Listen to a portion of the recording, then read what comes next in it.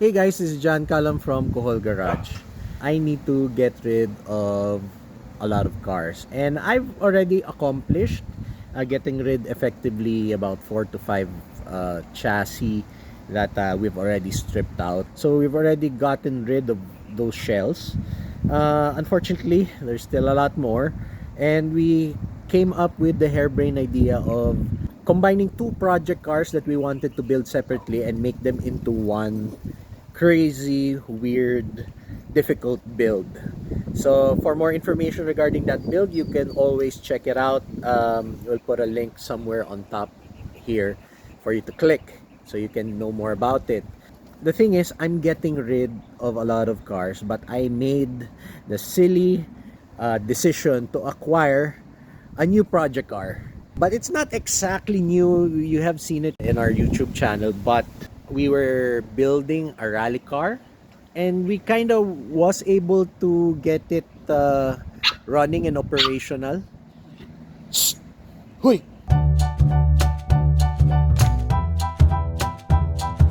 We were already able to get it running and operational since 2022. Had to revise a few things, and then we were able to race it, and me personally was able to drive it and race it in 2 grueling days of stage rally organized by the Rally Sprint, and it was the June Espino Memorial Rally. I've talked to the owner of the car, and he has told me perhaps it would be nice for me to acquire the car because he has already upgraded his game. He's not playing in the small leagues anymore. They're now running four-wheel drive, not really monsters, but four-wheel drive machinery in their rally program, so to speak.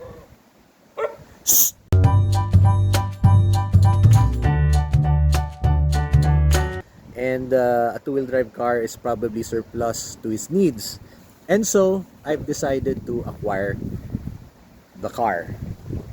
And let me take you around. I'm sitting already on the car, so to speak. So let me take you around and let me tell you more about this car that I just bought.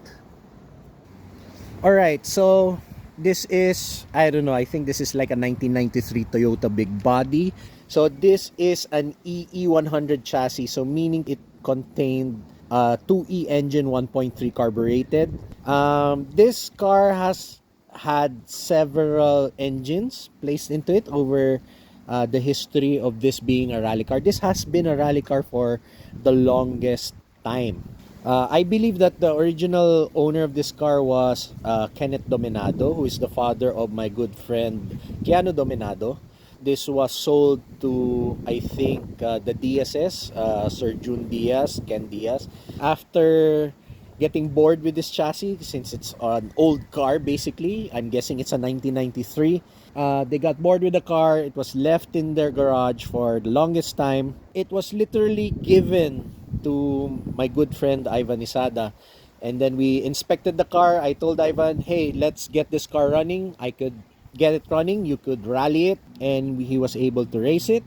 We only got the skeleton of the car, so to speak. We had to put almost every nut and bolt of this car together and get it running somehow. And he was able to field it in 2022. And Ivan has since upgraded to a four-wheel drive RAV4. And I guess this car is surplus to their rally program. I don't exactly know what they're planning to do with their pair or more than a pair of RAV4 second gen.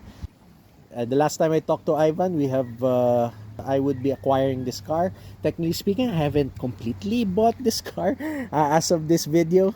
I still owe some money, paying it in Tagalog, tingi-tingi, installment.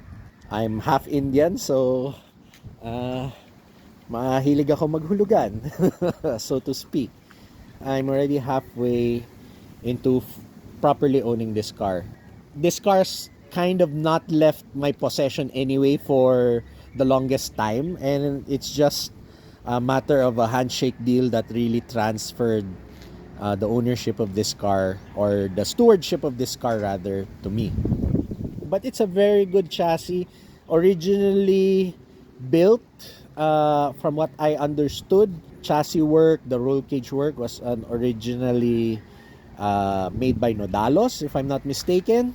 Revision done by Mr. Dindo de Jesus, especially on the front, in the front hoop section over here, like this one. You can see the gusseting that was this has met scrutineering in Rally Sprint, and they're very scrupulous, very critical on how the roll cage is. You can see the interior. So it's an original old steering wheel I acquired. What I learned from Coach Vip and Ivan is that when you set up the car, you kind of have to make it as comfortable as possible for the driver. It's like finding the right pair of shoes. Every contact tactile portion of the car, you kind of have to make it suit the driver. So I kind of like this 3-spoke wheel. It has a wide rim. This actually is a removable steering wheel adapter, so it's like a quick release, but we are not using it for its quick release function. We're using it so that the steering wheel moves closer to me. This seat layout setup, even the seat itself is really catered to my comfort. And when I had the opportunity to acquire a new set of racing seats, not really new, but another set just to fill up this interior, I was able to snag these Cobra Monocos on Facebook Marketplace for a song. These are Japanese 5-point harnesses, legit 5-point FIA certified, of course expired, but for the club racing that we plan to do, it does not really matter about the homologation. But they're not the same brand. If you notice, it says here BTM. Then you could see here it's Sabelt for the navigator seat, for the co-driver seat. But these are 5 points because these seats are 5-point capable, so we managed to acquire harnesses that match. Okay, the instrument cluster does not work. I want to replace this one. It gives us an indication of low oil pressure and also low fuel, so that kind of works, but speedometer doesn't work, tachometer doesn't work, the gas gauge exactly, I don't think it works. Just only the low level indicator. Important data is given to us by this cheap ass Bosch tachometer, set to a shift point of 6,000 rpm, and right, this is the temperature gauge. It reads in Fahrenheit. We survived with that. But I kind of want to make this a bit more trick. I'm gonna figure out what to do with that. Then, as you can see, at least it has like a NASCAR style rear view mirror I've acquired, and I have to mount this properly somehow. In the future, we'll figure it out. And then the kill switch works, battery kill switch, start button, and these operate the lights, fuel pump. But the most critical aspect of this car, it has this air conditioning system that is like an old school style unit that is cheaply bought in Lazada, and behind it is the stock 1NZ ECU, just wrapped, protected with plastic so that condensation does not destroy the ECU. This has survived the number of days I've been driving this car, so that's kind of fantastic. And it also has like some sort of roof scoop inlet, but it doesn't work very well. You can see the stickers, Ivan Isada and his co-driver Tito Henry Benconceo. They used it in 2022. Funnily enough, when I used it in 2023, I kind of ran out of time. I didn't remove the names, much to the chagrin of my co-driver Jeff Soberon. I apologize, Jeff, but I ran out of time. Okay, and then at the back, nothing much. No one sits here. You can see there was a mount for a fire extinguisher, which when we're going to take this car again, we'll replace again. I think it's a 10-pounder set up there.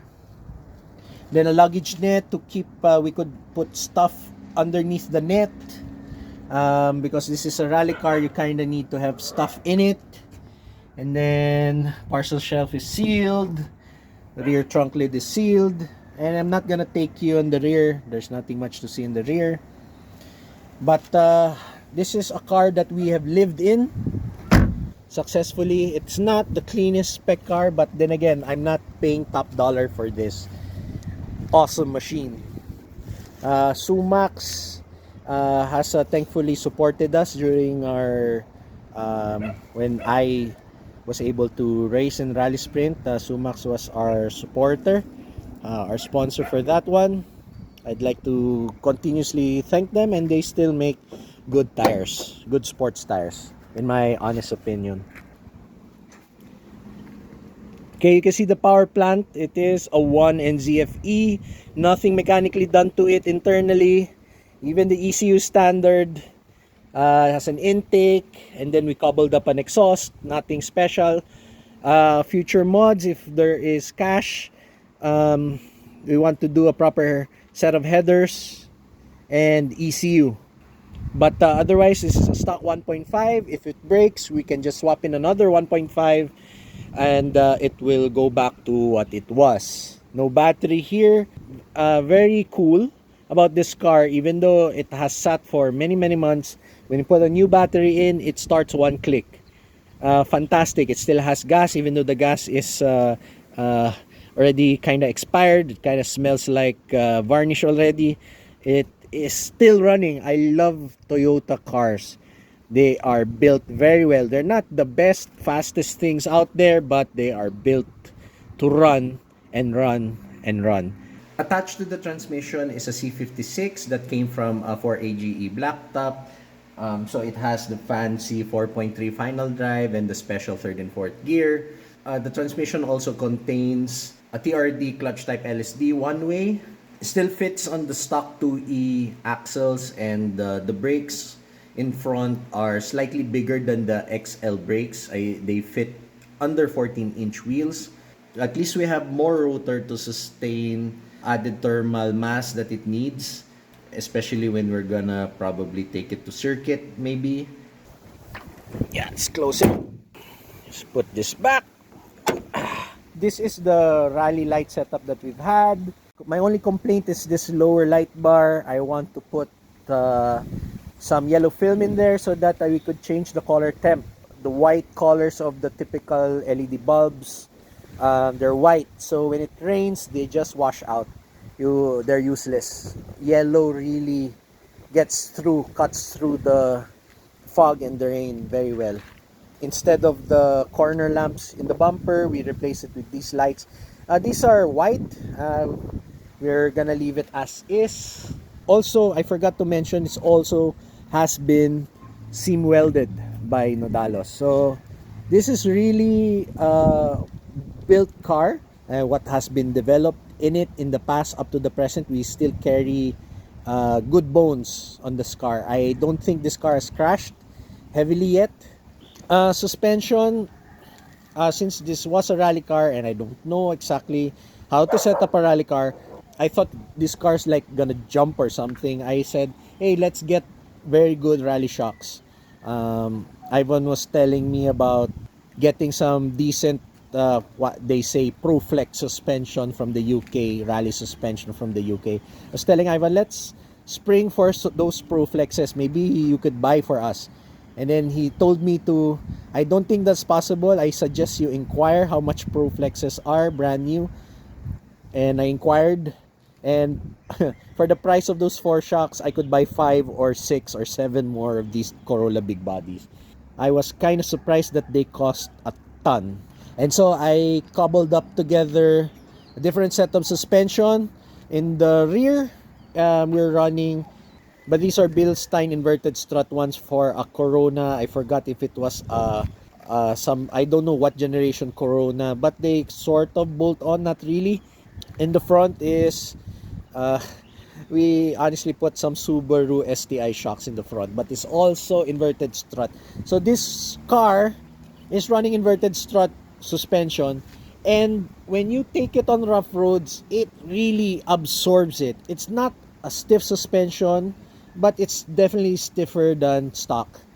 and probably you could really take this through ruts and jumps, light jumps rather, and this should be all right and still be comfortable for the driver to control. And the only problem with this suspension, it has made the car taller. It's taller than stock. I don't think I'm interested to lower it, but I'm definitely interested to add camber in the front because it's a bit positive in its camber. So people were laughing at us when we got this car for the first time. So I've already acquired the correct parts to resolve that issue. So yeah, this is the Corolla behind me. And what are my plans for this car?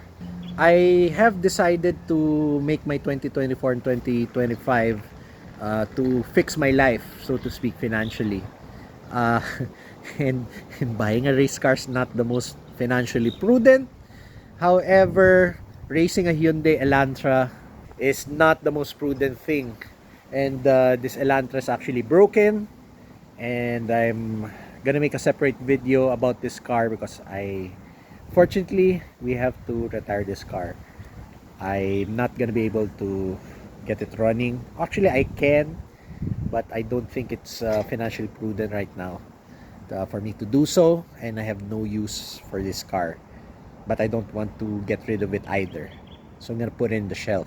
In case I have some racing activities for 2024, actually I'm lying low in racing because due to budgetary constraints. But in case that there are good racing opportunities for 2024 and 2025, at least I'll have a turnkey race car for me to play with at any time I wish.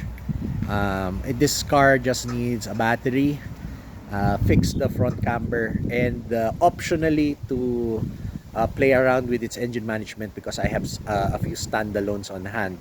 I mean, I can make it prettier, paint it, whatever, but for my needs, like in drifting, you always have like a missile, what you call a drift missile, right?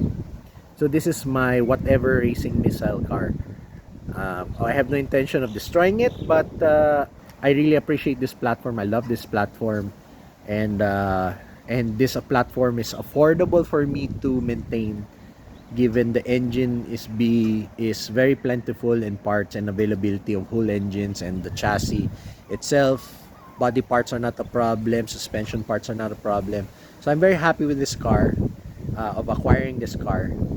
I have some things on the pipeline, some races that I may want to join in the future, or I need to join because I have already committed to one or two events.